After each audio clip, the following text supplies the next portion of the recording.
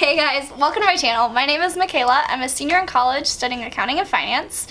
If you're anything like me, then you're kind of at the time of the semester where either A, you're getting into your first midterm, or B, you're getting around to your second exam of the semester. For me, most of my classes, this is the second exam. So I know a lot of people, they kind of start the semester with this idea of how to study, right? And then they get their grade back for their first exam. And they did not do as well as they hoped. Because the reason for that is they may have studied really hard too, but they didn't study effectively. You may have had a million things going on, you may have, it's just a lot of information, especially when you have more than one exam happening. It's a lot of information to remember. So I want to go over the 5 ways on how to study effectively. Alright, so the very first thing I want to talk about is to give yourself enough time. This is so important. Now, this is also going to vary on people. So I know plenty of people that they can sit down the day before the exam and cram everything, and they do great that way. But chances are you're not going to actually remember anything after the exam. What's the point of college if you're not going to remember it after the exam? So, for this first tip, and give yourself time, you don't have to give yourself 2 weeks in advance unless you think you need it. But for me, I know I at least give myself 3 days, at least so I can prepare stuff. So, and it'll kind of tie into one of my other ways to study effectively, but the biggest thing is just make sure you give yourself enough time for what you need to do and how much you need to know. The next thing I want to talk about is, along with this, is to study as you go.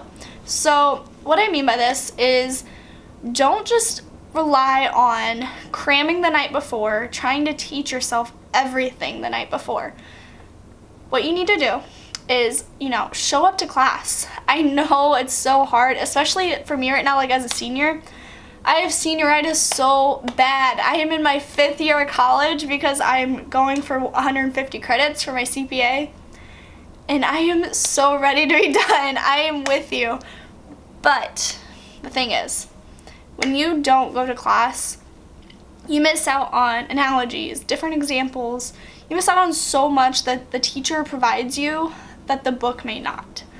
So and it's kind of just studying in itself, because it's, repetition is huge when it comes to studying. It's the main thing. So when you go to class, you're hearing it once, and then you're writing it down, then you're going to go home, and you're going to read that over. It just adds it to, how many times you're hearing or seeing, you're repeating it into your mind. Alright, so number 3 is time blocking. So for me, this has been extremely useful, not just for school, but just for life in general. So life can get really busy. So it's really important to be able to prioritize what you need to do.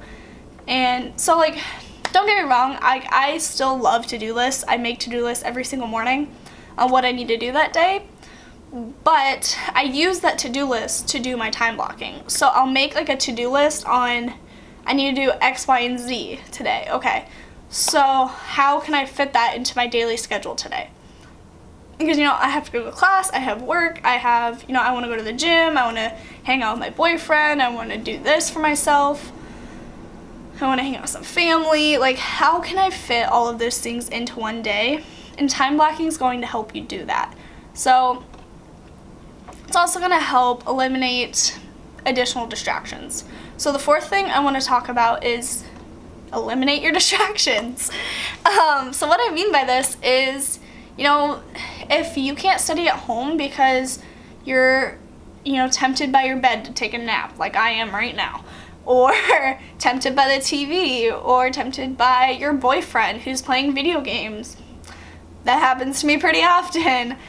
Or you have a puppy that distracts you, or that you need to be taking out every 10 minutes and playing with him. And again, like me, it's hard. Sometimes it's just hard to study and actually pay attention when you're at home. And that's fine. So go somewhere else. Mondays and Wednesdays, I have a gap between my classes. I don't come home. I stay on campus and I study. And I know some people don't like doing that. Some people prefer to do it at home because there's other things at home you need to do, so it allows you to do both things at once. I also understand that, but if you're not going to be able to retain the information that you're trying to study, then it's a waste of time. So when you set yourself up with no distractions, or at least put yourself in an atmosphere that is conducive to studying and to learning. So just some examples of places you could go is the school library, the public library, go to a cafe, or, I mean, if you like to do outside things and it's nice out in your area, go to a park. I can't do that. I live in the Midwest and it would be freezing cold right now because it's the middle of October. But yeah, just, find a place that you're not going to be distracted and get your stuff done. All right, and so the last thing I want to talk about is find a method that works for you. So what I mean by this is there's a lot of different ways to study. Some people can just read through their notes multiple times and they retain the information really well that way. I can't do that. I have to have everything separated out, and I'm sure I could do that in my notes and separate everything out that way. But the best way I've found for me is making note cards. I like to make note cards. So it just, it's easier for me to remember things. And so that's what I do personally. Or since I am an accounting major, a lot of times you can't exactly do note cards because it's, reading through the situation and figuring out what you need to do from that situation. It's not necessarily something you have to memorize. You can memorize the accounts you need and what types of accounts they are and everything, but at the end of the day, you need to be able to read through the problem and figure it out. And so to do that, the only way I can is just, by practicing problems. As many problems as I can do. And that's it. Both of those things are just repetition. And, I know some other people have been able to do, make their own study guides. They'll set up the textbook, and then they'll have their notes, and they'll just narrow it down into one document and make one solid study guide. I cannot do that. I have tried in the past. For me, I like to have everything handwritten, and when I handwrite something like a study guide, it's just not going to be very pretty. So I prefer note cards. So yeah, there you go. There you have it. Those are my 5 ways on how to study effectively. I hope you guys enjoyed this video. If you did, please give it a like, just so I know that you like these type of videos. And hit the subscribe button. And if you want to get notified whenever I upload a new video, hit the notification bell. And I will see you guys in the next one. Bye.